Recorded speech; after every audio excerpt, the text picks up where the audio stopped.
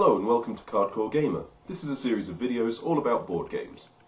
Now this video is going to serve as an introduction of sorts to a mini-series I have planned for the next couple of weeks. I'll be taking a single game, deconstructing it, and showing you how all of the mechanics work. My reasons for doing so are twofold. Firstly, for the uninitiated, this will be a good example of a modern board game's design. And secondly, for those who are already into their board games but haven't yet played Civilization and are curious, or people who aren't sure how things work, this should hopefully be a kind of a how-to-play guide. So, while these videos are going to be intended as a series, there is no reason that you can't dip in and out, just focusing on the bits you're interested in.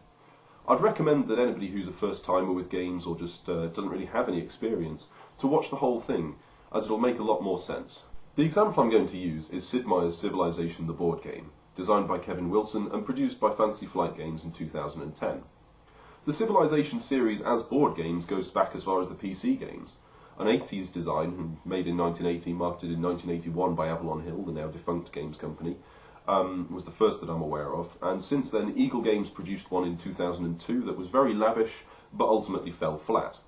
In 2010, Fantasy Flight Games and Kevin Wilson, in my opinion, produced a perfect representation of the Civilization gaming experience.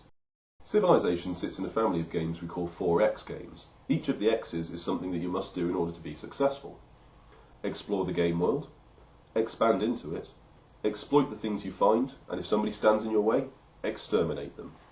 I'll teach you how to do all of these things in good time, but there's a lot to get through, so we must start, of course, right at the beginning of time.